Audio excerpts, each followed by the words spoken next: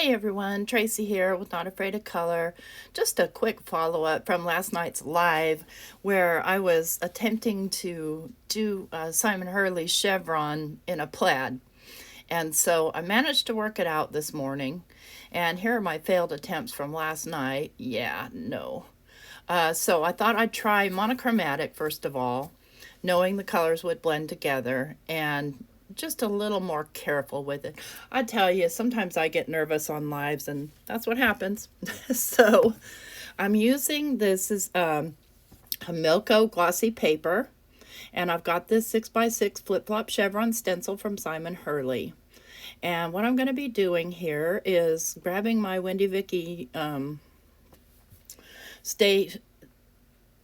Make Art Station, that's what it is. Okay, I'll get it spit out. And I've got a little piece of my grid silicone on here to help me out.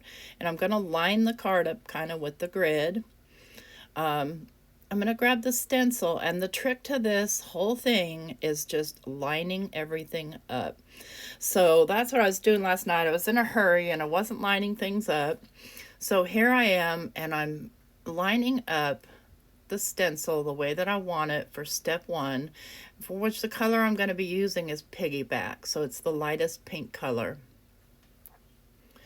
And I'm going to magnet that down, and I am going to use a brush to color that in. And I've got here open my rosy cheeks from the last round. And I'm just going to lay the color down, and it's not going to be that easy to see because it is a very light color. And when you are using Simon Hurley colors on this Hamilco paper, it comes out much lighter. I tested it on a piece of accent opaque, a thirstier paper, and I didn't like the result. It was too dark and weird for what I was trying to do. So I went back to this Hamilco paper to get this color down.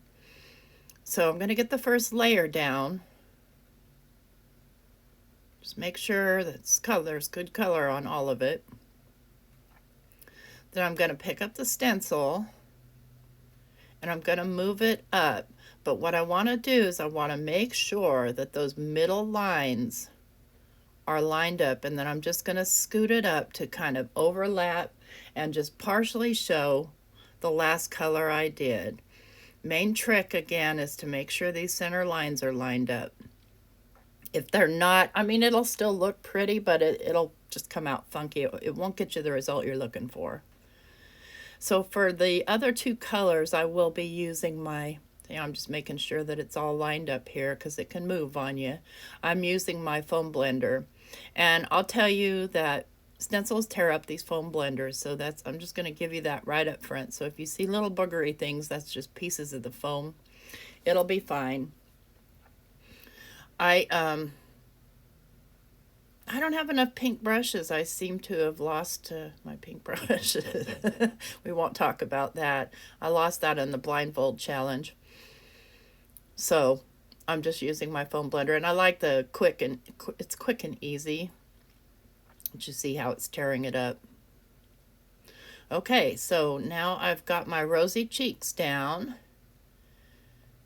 and you see my line is nice and straight. So now I'm going to move it again. It's still on the same line, just up some. So the colors are sort of overlapping. I'm going to just carefully, and the trick here is to take your time when lining these things up before you put your magnets down or you put your tape down or however you're going to hold down your stencil. I really like this thing. I've resisted buying one, but man, that's handy. It was well worth the investment. Okay, so now I'm going to go in with the prom queen. And just, if your magnet's on the edge of the stencil, just move it for a second. Not a big deal. But the colors go down real quick with the foam blender, so that's me. Let's get this done quick. And I need to re-ink my Simon Hurleys. I have the re-inkers, but I tend to like to use them for painting. And I'm kind of hoarding them for the pads.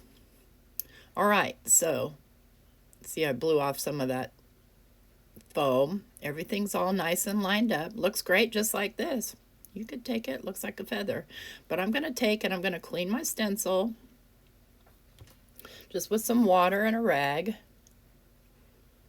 I'm going to clean this side first, and then when I flip it over, I know I'm working on the correct side. I'll wipe off my mat. Now I've got this flipped over. And I'm going to put my paper back down. And it doesn't take long for the ink to dry on this Hamilco paper. Now I'm going to be lining this up exactly the way it was, but you see that the little lines are going in the opposite direction.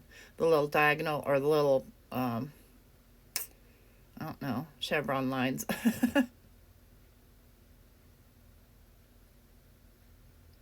So I'm going to magnet this, and then I'm going to go in backwards order for my colors.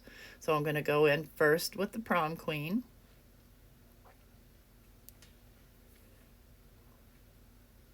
I imagine it doesn't matter, but this is what worked for me, so I'll take it.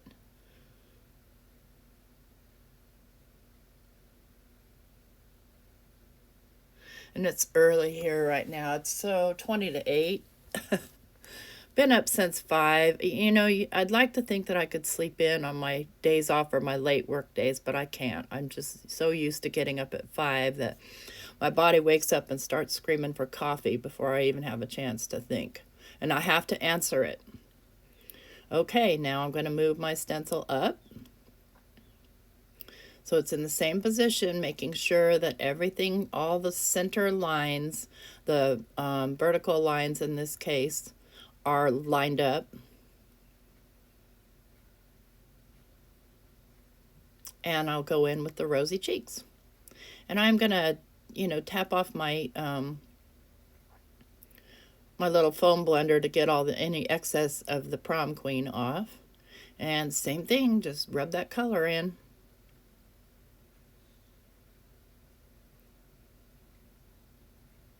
I need Simon to come out with some stencil brushes, since he has so many stencils. Some really good stencil brushes. That moved on me a little bit. I'm not mad. Just gonna try and, yeah, I'll leave it. It's fine.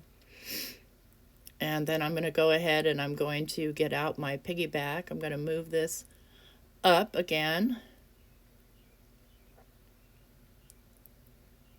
so that the the white's showing through. And I realized here that I didn't get it in the right place, so I fixed my placement, because I need a lot of that white showing through. Not the lines are fine, but you see where I've got a lot of white showing through now. That's what I'm looking for to fill in with that piggyback, and just making sure it's lined up.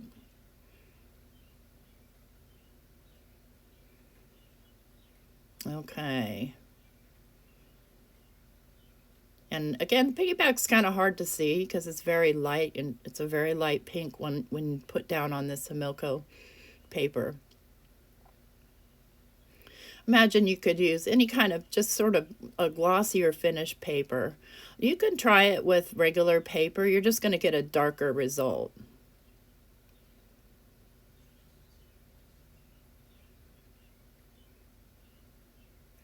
So it's pretty quick and easy as long as you remember to line things up.